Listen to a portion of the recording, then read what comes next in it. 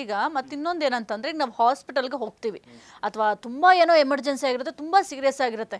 ಆದರೆ ಹಾಸ್ಪಿಟಲ್ಗಳಲ್ಲಿ ಏನು ಮಾಡ್ತಾ ಇದ್ದಾರೆ ಅಂತಂದರೆ, ನಾವು ಹಾಸ್ಪಿಟಲ್ಗೆ ಒಬ್ಬ ಪೇಷಂಟ್ನ ಕರ್ಕೊಂಡು ಹೋದಾಗ ಪಟ್ಟಂತ ಅಡ್ಮಿಟ್ ಮಾಡ್ಕೊಳ್ಳಲ್ಲ, ನೀವು ಬಿಲ್ ಕಟ್ಟಿ ಆಮೇಲೆ ಅಡ್ಮಿಟ್ ಮಾಡ್ಕೋತೀವಿ ಅಂತ ಹೇಳ್ತಾರೆ. ಅವ್ರ ವಿರುದ್ಧ ಏನಾದ್ರು ಕ್ರಮ ತಗೊಳ್ಬಹುದಾ ಅಥವಾ ಏನಾದರೂ ನಾವು ಕೇಸ್ ಹಾಕ್ಬೋದಾ ಅಂತ? ಯಾಕೆಂದರೆ ಎಷ್ಟೋ ಜನಕ್ಕೆ ಇದೊಂದು ಗೊಂದಲ ಇದೆ.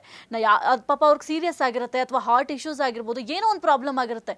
ಫಸ್ಟು ಯಾವುದೇ ಡಾಕ್ಟರ್ ಆಗಿರಲಿ ಅಥವಾ ಯಾವುದೇ ಒಂದು ಹಾಸ್ಪಿಟಲ್ ಆಗಿರಲಿ, ಗೌರ್ಮೆಂಟ್ ಆಗಿರ್ಬೋದು ಅಥವಾ ಪ್ರೈವೇಟ್ ಆಗಿರ್ಬೋದು, ಮೊದಲು ಪೇಷಂಟ್ ಕಂಡೀಷನ್ ಯಾವ ರೀತಿ ಇದೆ ಅವ್ರನ್ನ ಹಾಸ್ಪಿಟಲ್ ದಾಖಲು ಮಾಡ್ಕೊಳ್ಳೋದು, ಆ ಕೆಲಸ ಮಾಡ್ತಾನೆ ಇಲ್ಲ ಸರ್ ಇತ್ತೀಚೆಗಂತೂ.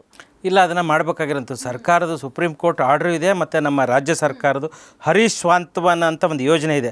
ಹರೀಶ್ ಅಂತ ಒಬ್ಬ ವ್ಯಕ್ತಿಗೆ 2 ಪೀಸ್ ಆದಾಗ ಅವ್ನು ಹೇಳ್ತಾನೆ, ನಂದು ಅಂಗಾಂಗನ ದಾನ ಮಾಡಿ ಅಂತ. ಹೆಬ್ಬಾಳ ಫ್ಲೈಓವರ್ ಹತ್ರ ಒಂದು ಆಕ್ಸಿಡೆಂಟ್ ಆಗಿರುತ್ತೆ, ಅದಕ್ಕೆ ಅವನ ಹೆಸರು ಮೇಲೇ ಹರೀಶ್ ಸ್ವಾಂತವನ ಯೋಜನೆ ಅಂತ ಒಂದು ಪ್ರಾಜೆಕ್ಟ್ ಮಾಡಿದೆ ಸರ್ಕಾರ.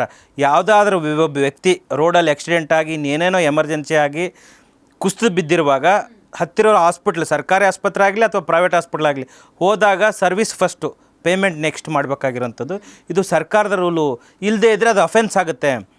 ಫಸ್ಟು ಟ್ರೀಟ್ಮೆಂಟ್ ಕೊಟ್ಟು ಆಮೇಲೆ ದುಡ್ಡನ್ನು ಚಾರ್ಜ್ ಮಾಡೋಂಥದ್ದು. ಇದು ಮ್ಯಾಂಡೇಟ್ರಿ ಆಗಿ ಫ್ರೀ ಆಫ್ ಕಾಸ್ಟಲ್ಲಾದರೂ ಟ್ರೀಟ್ಮೆಂಟ್ ಮಾಡಲೇಬೇಕು, ಆಮೇಲೆ ರಿಯಂಬರ್ಸ್ ಮಾಡ್ಕೋಬೋದು. ಆದರೆ ಇವರು ನೆಗ್ಲಿಜೆನ್ಸಿ, ಆ ಟೈಮನ್ನು ನೀವು ದುಡ್ಡು ಕೊಟ್ಟು ಅವಾಗ ಟ್ರೀಟ್ಮೆಂಟ್ ಕೊಡ್ತೀವಿ ಅಂದಾಗ ಅದು ಗೋಲ್ಡನ್ ಅವರ್ ಅಂತೀವಿ. 15ರಿಂದ 20 ನಿಮಿಷದಲ್ಲಿ ಮಾತ್ರ ಪ್ರಾಣ ಉಳಿಸೋಕ್ಕೆ ಸಾಧ್ಯ ಆಗುತ್ತೆ. ಆ ಟೈಮಲ್ಲಿ ಇವ್ರು ಟ್ರೀಟ್ಮೆಂಟ್ ಕೊಟ್ಟಿಲ್ಲ, ನಾವು ದುಡ್ಡು ಕಟ್ಟಿಲ್ಲ, ಅದಕ್ಕೆ ನಾವು ಟ್ರೀಟ್ಮೆಂಟ್ ಕೊಟ್ಟಿಲ್ಲ ಅಂದರೆ ಅದು ಅಪರಾಧ ಆಗುತ್ತೆ, ಅದು ಕ್ರಿಮಿನಲ್ ಅಫೆನ್ಸ್ ಆಗುತ್ತೆ. ಹಾಗಾಗಿ ಜನ ಹತ್ತಿರ ಆಸ್ಪತ್ರೆಗೆ ಹೋಗಿ ಸೇರಿಸಿದ ಮೇಲೆ ಟ್ರೀಟ್ಮೆಂಟ್ ತೊಗೊಳ್ಳಿ, ಆಮೇಲೆ ಬಿಲ್ಲನ್ನು ಪೇ ಮಾಡಿ. ಅದಕ್ಕೆ ಮುಂಚೆ ಡಾಕ್ಟ್ರ್ ಆಗಿರೋಂಥವ್ನು, ಮಾನವೀಯತೆ ಇರುವಂಥ ಡಾಕ್ಟ್ರ್ ಆಗಿರೋಂಥವ್ನು, ಜವಾಬ್ದಾರಿತೆ ಆಗಿರೋಂಥವ್ನು ಅಥವಾ ಹಿಪೋಕ್ರೆಟಿಕ್ಸ್ ಓತ್ ತೊಗೊಂಡಿರೋಂಥ ಡಾಕ್ಟ್ರ್ ಆಗಿರೋಂಥವ್ನು ಆ ಥರದ್ದು